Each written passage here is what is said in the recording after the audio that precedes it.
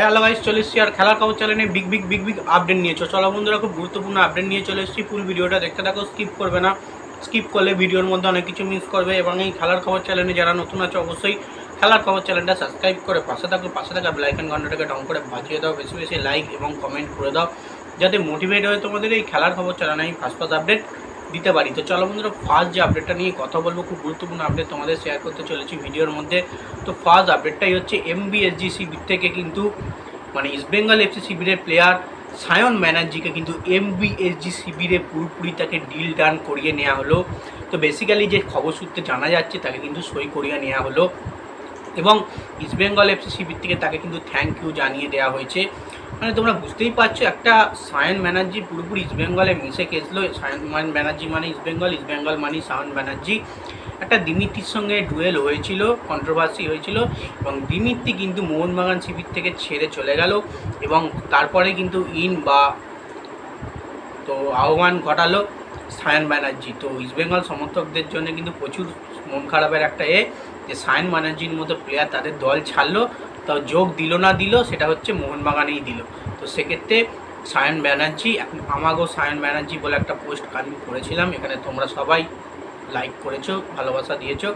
তো এই মরশুমে তোমরা নিশ্চয়ই জানো, কলকাতা ডার্বির জন্যে বা কলকাতা লিগের জন্যে কিন্তু মোহনবাগান দল গোছানো শুরু করে দিয়েছে এবং সেই কারণেই কিন্তু সায়ন ব্যানার্জিকে পুরোপুরি সই করিয়ে নিল কলকাতা লিগে যাতে খেলাতে পারে। তো সেক্ষেত্রে এবার তোমরা সায়ন ব্যানার্জিকে মোহনবাগানের জার্সি গায়ে তোমরা খেলতে দেখতে পাবে।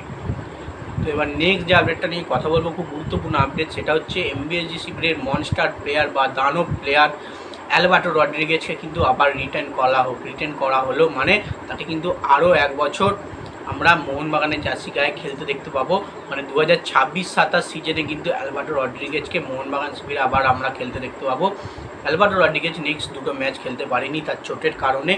তো তোমরা নিশ্চয়ই জানো অ্যালবার্টো রড্রিগেজ কী লেভেলের প্লেয়ার, কী ধরনের প্লেয়ার, তাকে কোনো রকমই ছেড়ে দেওয়া উচিত নয়, সেটা ম্যানেজমেন্ট মনে করেছে এবং সেই কারণে কিন্তু তাকে রেখেছে। সে যেমন গোল করতেও পারে, সেরকম দুর্দান্ত 1 নম্বর ডিফেন্সও করতে পারে। বড় বাঘা স্ট্রাইকারকে কিন্তু তিনি আটকে দিতে পারেন, দুর্দান্ত ডিফেন্স করতে পারেন। তিনি তার হাইট ইস্যু করে কিন্তু দুর্দান্ত বল রিলিজও করে দিতে পারেন এবং তার সঙ্গে কর্নার পেলে অপোনেন্টের ডিফেন্সে গিয়ে কিন্তু গোলও হেডে করে আসতে পারেন বা জোরালো শটেও বল জালে জড়াতে পারেন। তো সেক্ষেত্রে অবশ্যই অ্যালবার্টো রড্রিগেজকে মোহনবাগান শিবির কোনো রকমই ছাড়তো না, সেটা কিন্তু পুরোপুরি কনফার্ম করলো এবং অ্যালবার্টো রড্রিগেজকে আমরা নেক্সট সিজনে আবারও দেখতে পাবো মোহনবাগান শিবিরে মোহনবাগানের জার্সি গায়ে খেলতে। তো যাই হোক, দেখা যাক নেক্সট সিজনে আবার সেম তিনি পারফরমেন্স দিতে পারেন কিনা, আশা রাখছি দেবেন। তো নেক্সট আপডেটটা নিয়ে যেটা নিয়ে কথা বলবো, গুরুত্বপূর্ণ আপডেট, সেটা হচ্ছে এমবিএসজি শিবিরের প্লেয়ার টম অ্যালডারেটকে নিয়ে। তো টম অ্যালডারেট কিন্তু এমবিএসজি শিবির ছাড়ছে, এটা কিন্তু পুরোপুরি কনফার্ম। মানে তিনি কিন্তু বিদায় ঘটাচ্ছেন। তো বেসিক্যালি তার একটা রাগ ক্ষোভ দেখা গেছে লাস্ট ম্যাচে, যখন সমর্থকরা রেগে যায় সে গাড়ি থেকে বেরিয়ে এসে প্রচুর পরিমাণে রাগ প্রকাশ করে এবং তার সঙ্গে তিনি কিন্তু এই মরশুমে তার লাস্ট মরশুম, সেটা আমরা বুঝতেই পেরেছি। যেমন জেসেন কামিন্স, দিমিত্রি পেত্রাতস, সেরামই কিন্তু টম অ্যালডারেটও কিন্তু এমবিএসজি শিবির ছেড়ে যাচ্ছে। এই 3টে বিদেশির জায়গায় মোহনবাগানকে ভালো বিদেশি কিন্তু দলে নিয়ে আসতে হবে আরও দলটাকে স্ট্রং করার জন্যে। তো যাই হোক, টম অ্যালডারেট যা দিয়েছে মোহনবাগানকে ভালো দিয়েছে, ভালো কিছু ডিফেন্স আমরা করতে দেখেছি। অ্যালবার্টো রড্রিগেজের মতো কিন্তু তিনি গোলও করেছেন হেডে এবং দুর্দান্ত ডিফেন্স করেছেন। মানে দাপটের মাধ্যমে তিনি মোহনবাগান জার্সি গায়ে খেলেছেন ডিফেন্সে। তো থ্যাংক ইউ টম অ্যালডারেট। এখনও পোস্ট আসেনি কোনো রকমই, তো এসে গেলে তোমাদের কনফার্ম আপডেট আমি জানিয়ে দেবো।